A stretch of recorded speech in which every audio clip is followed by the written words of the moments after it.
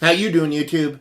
Matt with Massive Beer Reviews, back with yet another review and a little bit of a growler action in the form of Equilibrium Brewing's mc². Yes, Imperial IPA, Equilibrium Brewing.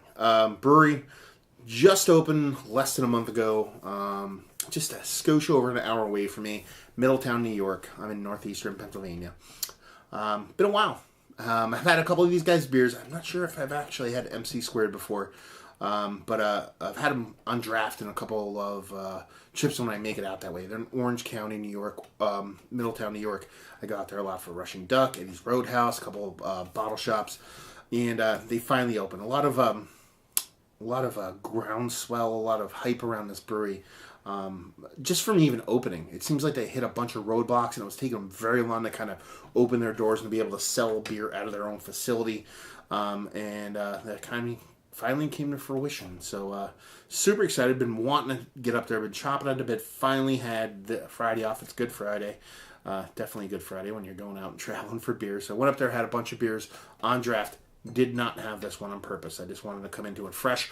So I picked it up at the location at the draft house. So it's like a brew pub with like a growler fill area. You walk in, you make a right, and there's this big area that's just for growler fills.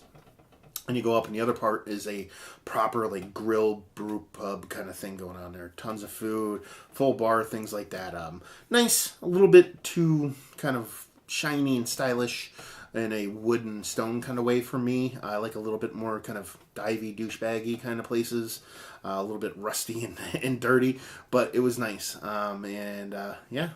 So, interesting story behind the brewery. It's this, two MIT grads who are environmental engineers, scientists. So you have two people that are all about, pretty much bacteria and water and things like that, who have a love for beer, and they decided to jump into the beer world and start making beer. And now I'm going to drink it and review it. Label-wise, obviously not their growler. It's a Brewing Goblet growler. Equilibrium tag, April 14th, mc² today. So, yeah, let's give this sucker a pour, see what she's got. Of course, I picked the most gigantic glass for the growler pour here that I will hopefully not butcher the crap out of. Let's see if we can get this to go. Oh, look at this. Science. Give it a nice little pour here. This is an Imperial IPA. No idea what's in it. Didn't look up anything about it. Like I said, didn't even want to taste it while I was at the brewery. So yeah, pretty aggressive pour on there. Ended up with a finger and a half, infinite cream head. You probably can't see it on camera. We're getting a little bit of kind of gravity-defying creaminess on there. Pretty tight, compact bubbles, and that, my friends, is a New England style IPA. You can see just glowing orange. You glean a little bit of light through the beer, so it's not the most turbid soup in the history of mankind beer, but at the same time, that'd be hazy. Mostly orange, tints of yellow, maybe even like tints of, I feel like I'm getting red out of there, but I could just be stroking out at this point. And yeah, she looks like a New England style double IPA, let's put it that way. Let's even get a nose on her.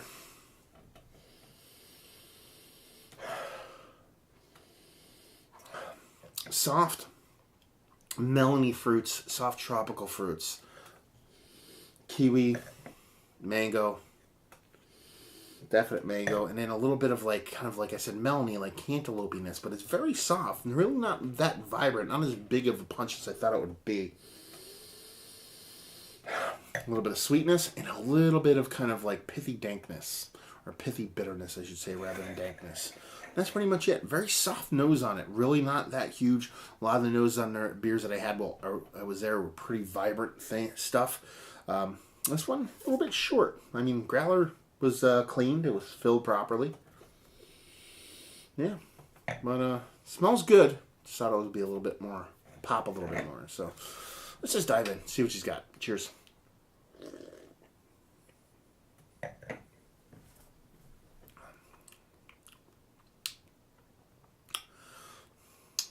That doesn't suck. Wow, that's so easy drinking. Wow. Very soft. I know this is going to sound retarded because of the way the beer looks. Very clean. Very clean. Very crisp. Finishes, you get this residual kind of It's all about the mangoes on this one.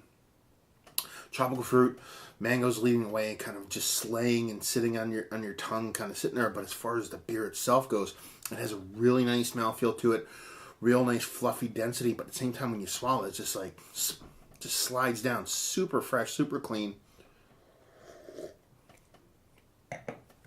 This is so crushable. ABV, I don't think it says it on here. I forget what it is. 8 and change. Yeah. It's not something that's going to blow away your palate from a hop perspective. But as far as just pure drinkability and enjoyment, it's pretty damn fucking good. The sweetness is perfect. The bitterness is perfect. Everything is playing really well together and bouncing off each other perfectly. Not even bouncing off each other. They're walking together in unison. Because the sweetness, the bitterness, and then the fruited hop presence all are just soft but impactful. I know that's kind of like sophomoric or oxymoron-y or whatever. Contradictory, but it makes sense when I say it. And if you're drinking it and you're gaining the same kind of experience that I am, because everybody's different, so you all have different taste buds or different reactions to flavors, it just makes sense.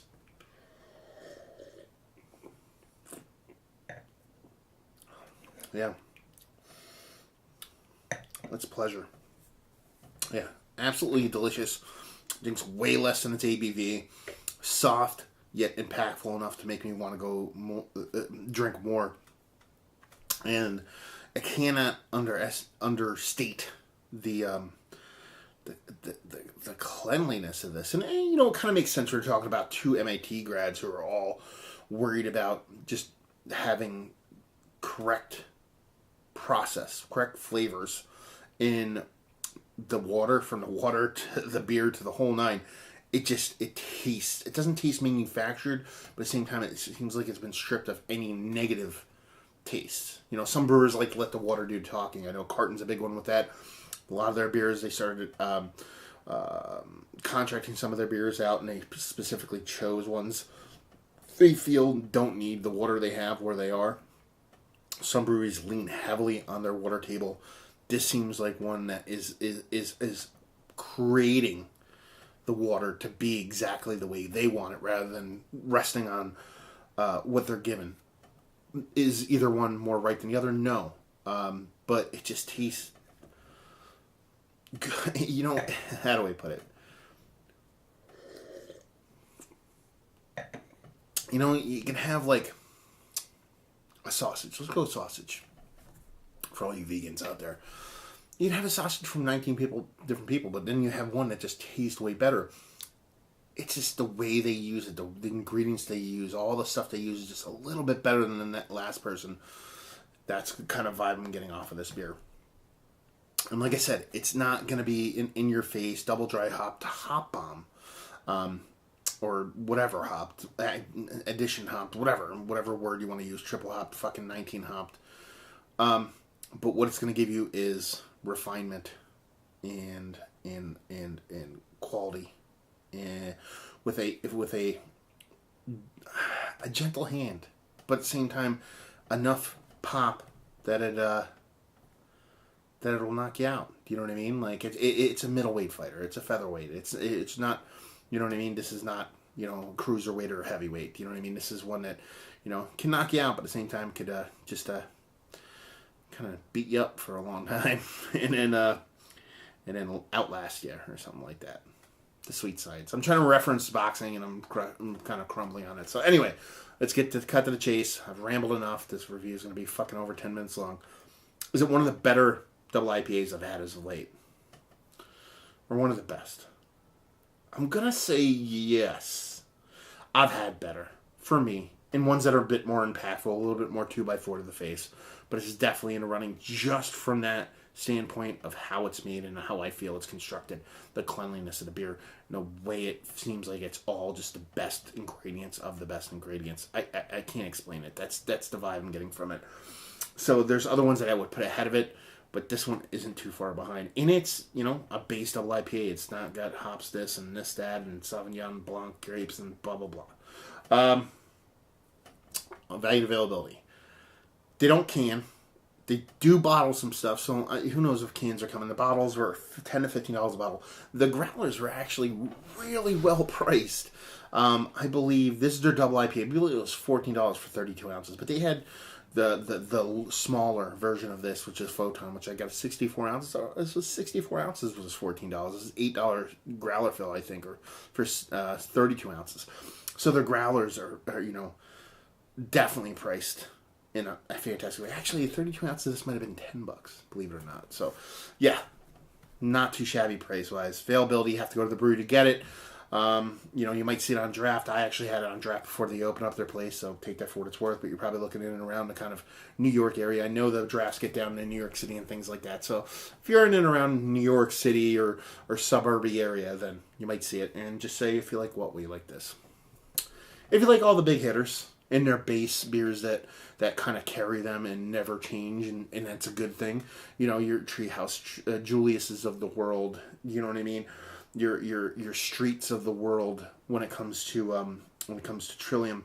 Those kind of breweries that are producing, they have that staple beer. That's what this is for me. It's that kind of double IPA staple that is just going to be there and kind of just never change. It's going to be a welcoming sight every time you get it. If you like those beers that are more 4 ingredients and let's go without trying to dry hop the shit out of it, because almost all beers are dry hopped. Just extra dry hop the shit out of it, then you'll like this, because that's where it lands for me, and it's that. I don't want to say that interesting. I don't want to say that awesome. I want to say that satisfying. So there you go. Kind of weird, cryptic, ethereal review in the books. Hopefully you guys enjoyed the review. If you didn't, anywhere in between, please leave a comment in the comment section below and subscribe, all that fun stuff.